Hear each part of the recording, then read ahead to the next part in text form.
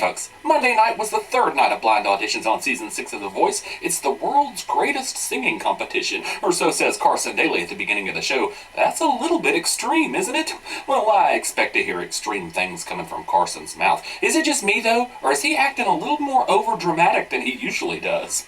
Well, I mean, he's always been pretty animated, but I don't know, this season, especially when he's backstage with the families, he's acting more a fool than they are. I'm like, damn, dude, calm down. They don't have a Best Actor Emmy for reality competitions. You ain't got to do all that. Anyways, the first audition of the night was from 33-year-old trash man Whyte Maloney. He lives in Vegas, but his wife and kids live in Florida. Apparently, she decided to up and leave him and take the kids with her.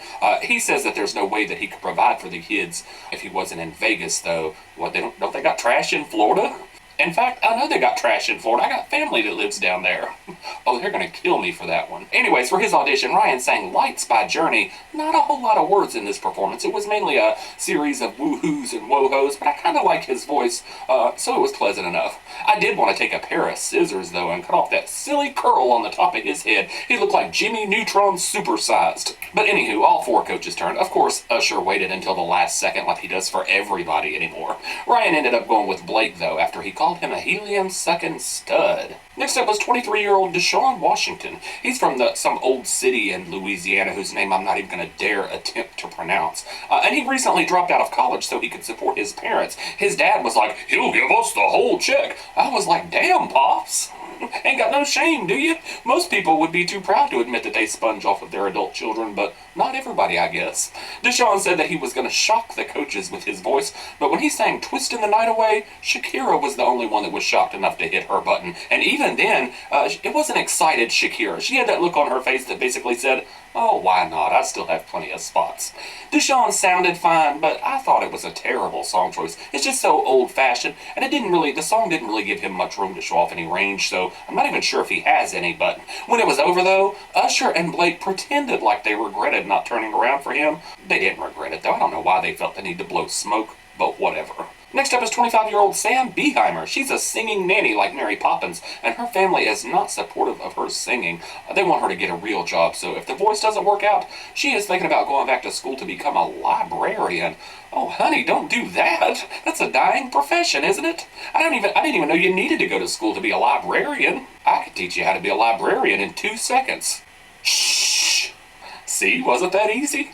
No, for her audition, Sam sang Royals, and it literally sounded like something straight out of Quirky Girl hell.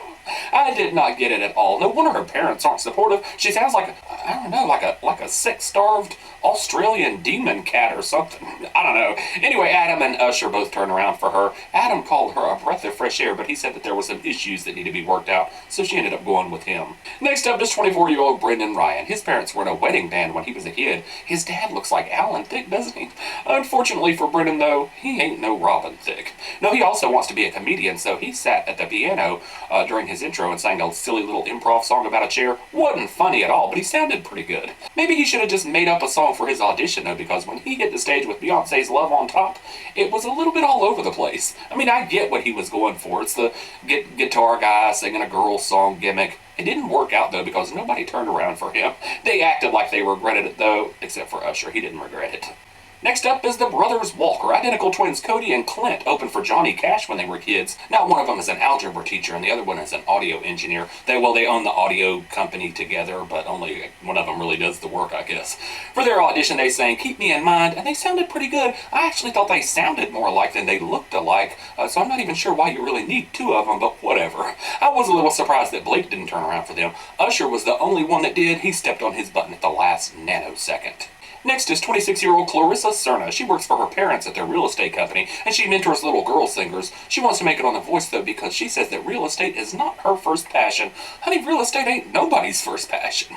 The money that comes along with it sometimes is. But anyways, for her audition, Clarissa sang Zombie by the Cranberries, and it was quite good. What I like best about it, she did not sound like the Cranberries, which is a good thing because I can't stand that lady's voice from the Cranberries, so I actually like this better than the original. I didn't absolutely love it, but I did like it.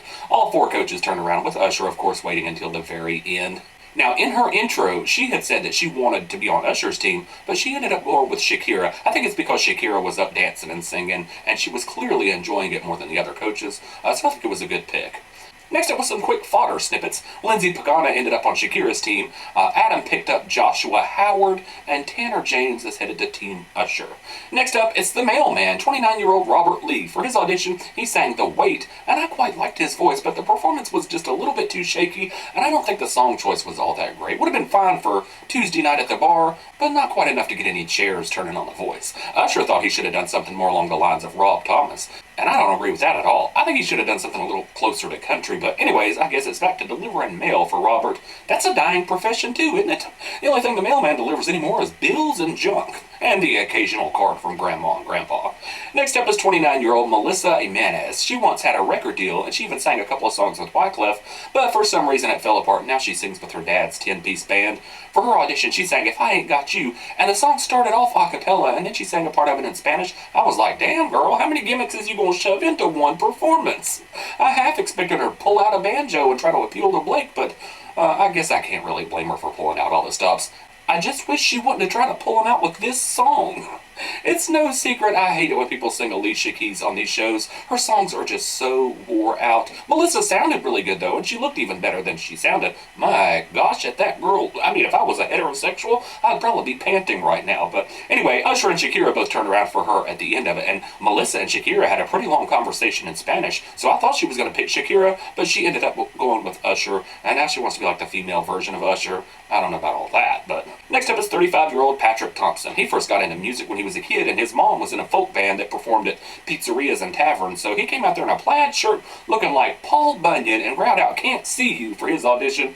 I didn't like it at all. Adam and Blake both turned around though, but neither one of them really fought that hard for him. Adam said that he didn't hear a solid direction, but he liked his grit. And Blake said that it sounded like he was gargling broken glass, and there is just no way to spin that into a positive. Neither one of them really wanted Patrick. This was your classic case of Blake and Adam only turning around so they could play with each other.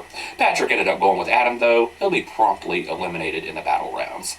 Next up is 17-year-old Allison Bray. She looks so much older than 17. I thought she looked kind of like Jessica Simpson. I'm not sure if that's really a compliment, though, since the only thing that people think when they think Jessica Simpson is total dingbat.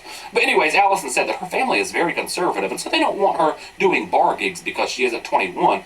Well, honey, being conservative ain't got nothing to do with it. It's the law in most places, but whatever. Allison wanted to surprise the judges and make them think she's crazy with her song choice, so she sang Where the Boys Are by Connie Francis. Well, nothing says crazy, unpredictable, and outrageous and cutting edge like a Connie Francis song, does it? No, she wasn't awful. There were parts of it that were okay. It was just a boring song, and her loudness just wasn't enough to make it exciting, so nobody turned around for her.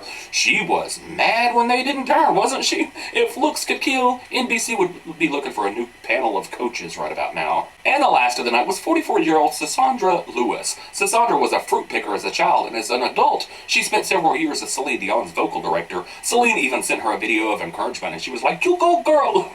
She is so funny, that Celine Dion. As Celine Dion's vocal director, though, there is one thing that we knew about this audition before it ever even started.